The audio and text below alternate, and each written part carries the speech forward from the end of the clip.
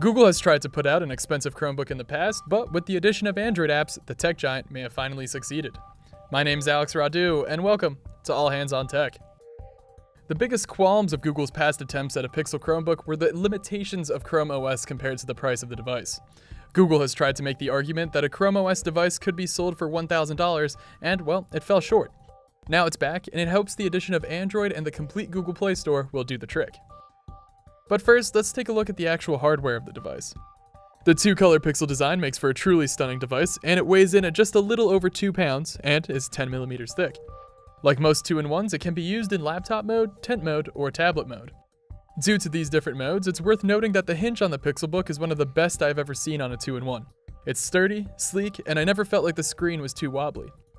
As for the Pixelbook's guts, it's one powerful Chromebook with 7th generation Intel Core i5 or i7 processors, up to 16 gigs of RAM, and up to 512 gigs of SSD storage. Our review unit has an i5 processor and 8 gigs of RAM, and, well, it was more than powerful enough for any task I would need, minus some video editing. I was able to connect it to a second monitor and go about my workday as usual with no complaints. And as someone who is fairly picky with my keyboard, I found the Pixelbooks to be smooth and comfortable. No complaints about the trackpad either, which I found to be fast and accurate. Battery-wise, Google is claiming 10 hours between charges, but in practice it actually falls closer to around 8 and a bit hours.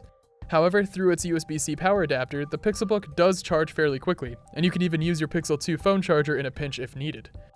With the Pixelbook, Android apps on Chrome OS is officially out of beta, so users will have access to the entire Google Play Store. And for the most part, I found this to be a fairly successful launch, with the biggest problem being the few apps that are actually supporting Chromebook, of which there are only 9. This means that most of the Android apps you will be using will be limited to their mobile versions. Thankfully, they work just fine, and you can maximize each app to fill out the screen.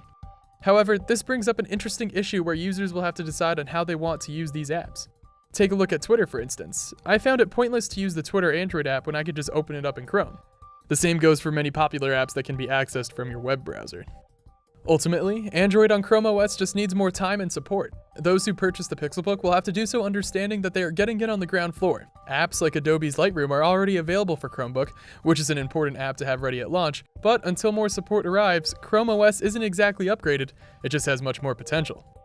As expected on a Google device, Google Assistant is front and center with its own button on the keyboard. This is a nifty addition that allows users to access the Smart Assistant with ease. Uses for Google Assistant on the Pixelbook are comparable to how you may use Cortana on Windows 10, just with the added bonus that as of right now, Google Assistant is just the better Smart Assistant.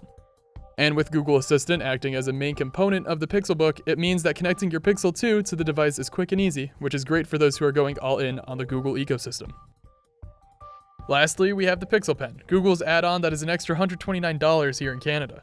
The pen itself is alright, working about as well as most other styluses you will find on the market.